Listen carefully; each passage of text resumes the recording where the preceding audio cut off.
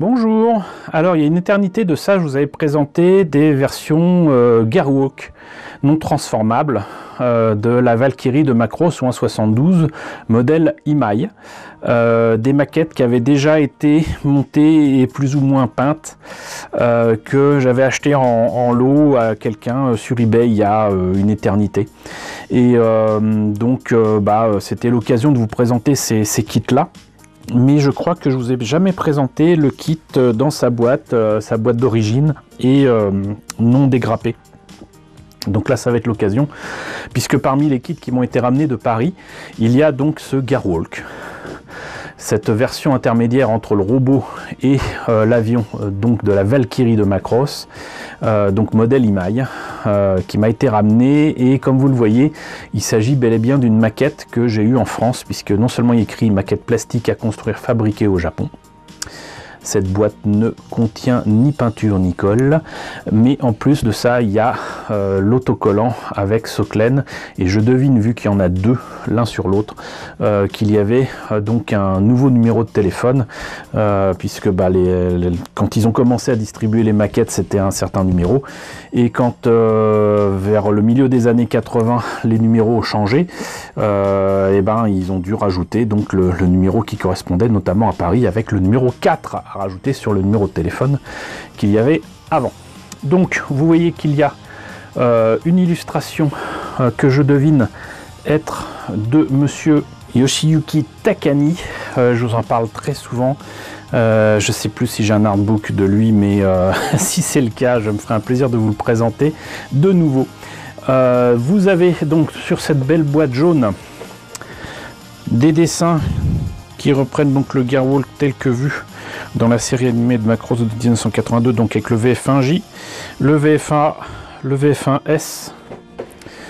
Ici, toujours des dessins de la série animée montrant donc deux postures, en tout cas deux points de vue de ce Gearwalk, et étrangement pas de modèles montés et peints présentés sur la boîte. Ils étaient peut-être pressés, je ne sais pas. Quoi qu'il en soit, donc on a vu la boîte, on va voir à l'intérieur ce que ça donne. Alors, pas de notice en couleur, je crois pas. Même réflexion que les dernières fois quand je vous ai présenté certains kits de Macross. Je pense qu'en fait j'ai les notices en couleur, mais je les avais mis dans un classeur pour documentation, parce qu'à l'époque j'avais pas d'artbook, j'avais pas d'informations énormément sur Macross, Robotech ou quoi. Donc je mettais ça dans un classeur, et je n'avais gardé que l'équivalent de la notice de montage en anglais, et c'est forcément en noir et blanc. Mais vous voyez que donc là on a les pièces en présence. On commence visiblement par les bras, ensuite les jambes, ensuite les ailes, j'allais dire le backpack, mais ouais, les ailes qui sont à géométrie variable. On peut même rajouter les feux de position et les phares sur les ailes qui sont en pièces transparentes. Ici, on fait la tête, sans mauvais jeu de mots, mais en plus de ça, on montre les autres têtes qui existaient dans cette collection, donc VF1J, VF1S et VF1A. Le gunpod. Donc là, on assemble le tout. On a le cockpit avec le nez de l'appareil, les bras. On met le gunpod dessus. Et ah d'accord, oui, c'est vrai que j'avais oublié ça.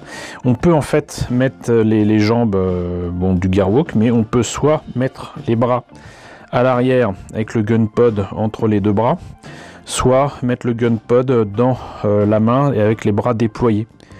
Voilà, c'est aussi un mode qu'on voit dans la série, là, comme on le voit ici. Là. Voilà, et là c'est les équivalences pour, dans plusieurs langues pour les indications de montage. Voilà. Je me demande si c'est le modèle que j'ai utilisé pour prendre le gunpod, l'arme donc de la Valkyrie, qui n'était pas sur la Morette Valkyrie d'Ari ou 1.72. C'est possible, c'est possible. S'il manque des pièces, c'est ça. Mais notez que donc dans la boîte même, vous avez non pas un petit carton, mais deux carton qui permettent de mieux tenir et les pièces et le carton ensemble. Donc là encore une fois présentation VF1A, VF1J, VF1S, les personnages, les pilotes qui pilotent ces modèles là, le Garwalk ici. Donc je vais prélever les pièces et les grappes qui sont là-dessous et je vais vous présenter tout ça. Alors, je suis assez étonné parce que ça doit être donc la boîte du Garwalk du VF1J. En fait, ce que j'avais pas compris, c'est que visiblement, avec cette boîte, on peut faire le VF1A, le VF1J ou le VF1S. Je ne l'avais pas compris du tout comme ça. C'était peut-être clairement indiqué sur la notice en couleur. Je ne sais plus. Sincèrement, je ne sais plus. Mais là, je me dis que c'est ça parce que non seulement vous avez les 3 têtes sur les grappes, enfin au moins j'en vois 2. Je vois le VF1S et le VF1J. Mais là, on a donc les décalcos pour faire le VF1J. En tout cas de Hikaru Ichijo, puisque bande rouge. Ici, les marquages pour le VF1S de Roy Fokker. Et là, je pense qu'en fait, le 117 correspond donc au VF1A. Et le reste, c'est les marquages communs à tous les appareils Valkyrie de Macross. Voilà, donc visiblement, donc ça prouverait que, effectivement, donc ça c'est marqué, de toute façon, c'est marqué ici. Voilà, c'est bien d'avoir des lunettes, hein, vous voyez. VF1J, VF1S, VF1A, c'est marqué là. Et donc, nous avons là une pièce transparente que j'aurais mieux fait de protéger un petit peu mieux, mais cela dit, certaines des pièces qui sont là étaient encore sous plastique scellé, donc c'est entre guillemets pas ma faute, mais vous voyez, vous avez non seulement le cockpit, mais les pièces transparentes pour les feux de position et les phares des ailes. Ici, donc mine de rien, pas beaucoup de détails, mais les détails qu'il faut sur la calingue, les bras, les mains qui, comme souvent avec les maquettes des années 80, ne ressemblent à rien. Ici, les bras qui sont donc la version qui peut se mettre en dessous de l'appareil. Là, donc, on a le gun pod, l'avant de l'appareil, les bras. Et ce que j'adore, c'est que au moins là, on a le pilote. Le problème, c'est que c'est toujours le même pilote. À savoir ce brave Hikaru Ichijo, j'allais dire en civil, mais avec un casque de Macross. Voilà. Ici, donc, les pièces pour une partie des ailes, des pieds, là, VF1S, VF1J pour les têtes et les canons. Alors si je montrais correctement, ça serait bien. Voilà, VF1S, VF1J. Là. Voilà. Et effectivement la tête du VF1A et le reste des jambes, des ailes et de faire les jambes. Voilà. Donc, bah écoutez, un kit bien plus complet que je n'avais en mémoire. Donc qui était disponible je crois en réédition chez Bandai, mais je ne suis plus très sûr. Mais c'est cool qu'il y ait trois versions possibles sur cette maquette donc de Macross en Garwalk pour la Valkyrie. Voilà. Et ben écoutez, moi ça m'a fait plaisir de retrouver cette maquette, ça m'a fait encore plus plaisir de vous la présenter. J'espère que ça vous a intéressé. N'hésitez pas à me dire dans la section commentaires d'ailleurs si vous avez connu cette maquette et si vous l'avez trouvée dans les années 80 comme moi en France.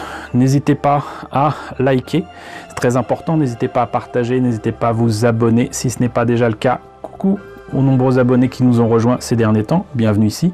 Coucou aux grands anciens qui me suivent depuis 5 ans. Merci à tous de votre fidélité, merci à tous de votre soutien sur Tipeee et sur Paypal. Surtout prenez soin de vous, surtout en ce moment. Je vous laisse avec la liste des contributeurs de la chaîne et je vous dis à très bientôt, j'espère, pour la présentation d'un nouveau kit Macross.